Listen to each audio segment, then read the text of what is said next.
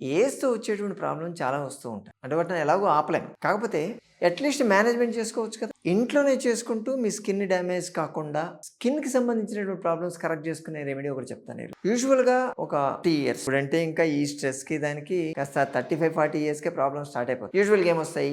Sagging కావడం, జారినట్టు అయిపోవడం, అలాగే ముడతలు పడ్డం, స్కిన్ మీద వైట్ ప్యాచెస్ రావడం, స్ట్రీక్స్ అంటారు. చిన్న అంటే డెలివరీస్ అయిపోయిన తర్వాత వస్తాయి చూసారా? వైట్ లేని ఆల్బాండ్ అటువంటివి రావడం, అలాగే స్కిన్ గ్లోనెస్ పోవడం, పూర్తిగా డ్రై అయిపోవడం, స్కిన్ మీద మచ్చలు రావడం, ఇటువంటివన్నీ ప్రాబ్లమ్స్ ఫేస్ ఏజ్ పెరిగే కొద్దీ పెరుగుతూ ఉంటాయి. కారణాలు చాలా ఉంటాయి దీనికి.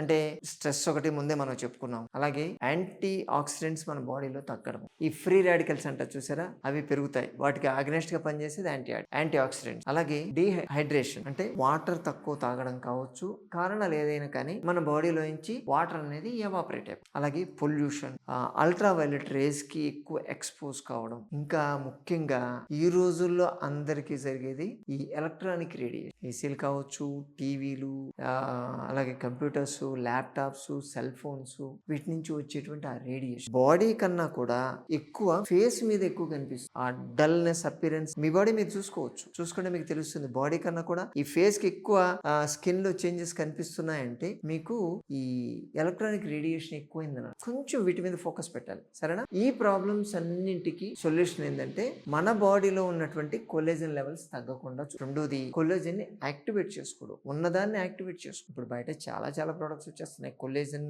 ఆ క్రీమ్లని, ఆయింట్మెంట్లని, ఈ రకరకాలు అమ్ముతున్నారు. ఓకే, అవన్నీ వందల వేలు ఉంటాయి. అంత పెట్టాల్సిన అవసరం లేదు కదా. మన ఇంట్లోనే చిన్న మామూలుగా దొరికేటువంటి వస్తువులు, మీరేం దీనికోసం సపరేట్గా మళ్ళీ ఖర్చు పెట్టాల్సిన అవసరం. ఆ దొరికే వస్తువులతోనే మనం ఒక కొల్లేజన్ లిక్విడ్ తయారు చేసుకోవాలి. అది కొల్లేజన్ ప్రొడక్షన్ ని పెంచుతుంది, డ్యామేజ్ అయ్యేదాన్ని డ్యామేజ్ కాకుండా ఆపుతుంది, మీకు ఎక్స్టర్నల్ గా కనిపించేటువంటి లక్షణాలన్నీ క్లియర్ చేస్తుంది. మీకు కావాల్సింది గంజి. మనం అన్నం ఉడకబెట్టుకుంటాం కదా, ఉడకబెట్టిన తర్వాత ఇప్పుడంతా కుక్కర్లో పెట్టేస్తాం. అలా కాకుండా నీళ్లు పోసి వండిన తర్వాత వారుస్తారు కదా గంజి చాలా బాగా పనిచేస్తుంది. గంజి కావాలి, దాంతోపాటు అలోవెరా, కలబంద గుజ్జు ఉంటుంది కదా, అది కావాలి. దాంతోపాటు విటమిన్ ఈ ఆయిల్. ఇదైతే విటమిన్ ఈ అయితే మన దగ్గర ఉండదు ఇంట్లో, కొంచెం బయటకు వెళ్ళి షాపులో కొనుక్కోవచ్చు. విటమిన్ ఈ ఆయిల్ క్యాప్సూల్ కూడా దొరుకుతాయి, తుంచేసి వేసుకోవచ్చు. చిన్న జెల్లీ క్యాప్సూల్స్ లాగా దొరుకుతాయి.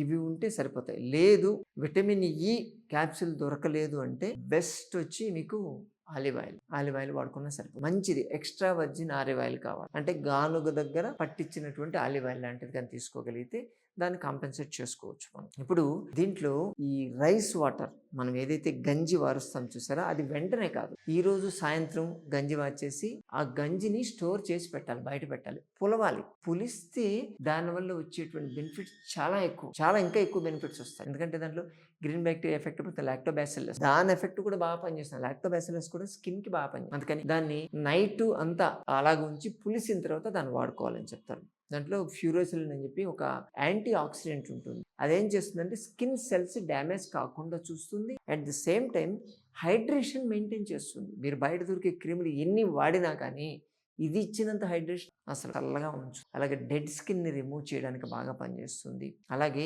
ఈ ముడతలకి అగెనిస్ట్ గా పనిచేస్తుంది. అందుకే ముడతలు కిందకున్నాయంటే పైకి వేయాలి. సాగింగ్ ఇలా కింద పడుతుంటే ఇలా వేయాలి, లేకపోతే ఇలా పడుతుందంటే ఇలా, దానికి ఆపోజిట్ డైరెక్షన్ వచ్చేయాలి. ముఖ్యంగా ఫేస్ కి చేసుకునేటప్పుడు అయితే ఇలా కిందికి జారుతాయి కదా, ఇలా పైకి చేయాలంటారు. కాబట్టి ఈ రైస్ వాటర్, పులిసినటువంటి ఫర్మెంటెడ్ రైస్ వాటర్, ఇది బాగా పనిచేస్తుంది. అలాగే కలబంద గుజ్జు లోపల అదే తుంచేసి లోపల ఉండే జెల్లీ తీసుకొని దీనికి కలపాలి.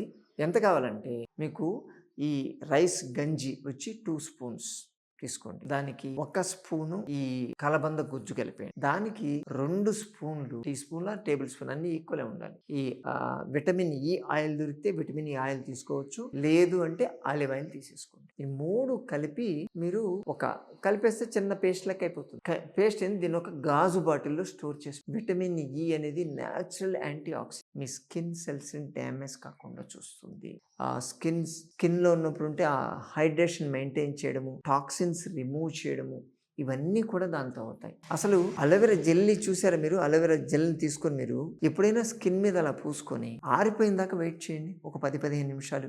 ఆరిపోయిన తర్వాత మీ స్కిన్ ఎంత టైట్గా అనిపిస్తుంది కదా, అంటే అక్కడ ఉన్నటువంటి కొల్లాజెన్ టిష్యూని అది కాస్త కంట్రాక్ట్ చేస్తుంది, న్యాచురల్ కంట్రాక్ట్. దాన్ని చేయడం వల్ల ఫిర్మ్గా ఉంటుంది, మీకు ఎక్కడ ఈ జారిపోవడం అటువంటి జరగదు. సో అందుకని మనం స్పెసిఫిక్గా ఈ కలబంద గుజ్జుని వాడమని చెప్తాం. రోజు నైట్ మీరు పడుకోబోయే ముందు ఎక్కడెక్కడైతే మీ స్కిన్ బాగా కావాలి, గ్లోనెస్ తగ్గింది, సాగింగ్ ఇవన్నీ కంప్లైంట్స్ ఎక్కడైతే ఉన్నాయో అక్కడ పూసేసి పూర్తిగా ఆరిపోయిన దాకా వెయిట్ చేయండి. ఫ్యాన్ కింద కూర్చోండి, పర్లేదు, ఫ్యాన్ వేసుకుంటే ఆరిపోతుంది. దాన్ని అలాగే ఉంచేసి పడుకోండి. నైట్ అంతా అలాగే పడుకొని పొద్దున్న లేచి చన్నీళ్లతో కడగాలి. కడిగి చూడండి, ఒక 1 వీక్ ఆర్ 10 days చూడండి, మీకే రిజల్ట్. ఎటువంటి సైడ్ ఎఫెక్ట్స్ లేవు, దీంట్లో ఎటువంటి కెమికల్స్ లేవు, న్యాచురల్గా జరుగుతుంది. మీకు వచ్చేటువంటి రిజల్ట్ చూసి మీరే ఆశ్చర్యం. అంత అద్భుతంగా పని. చిన్న చిన్న పదార్థాలతోనే మనం అలా కాస్ట్లీ మెడిసిన్ కాకపోతే ఏంటంటే మన వంటింటిని నమ్మాలని బయట మెడికల్ షాప్. సరేనా? చేస్తారు కదా, చేసి చూసి కామెంట్ పెట్టండి.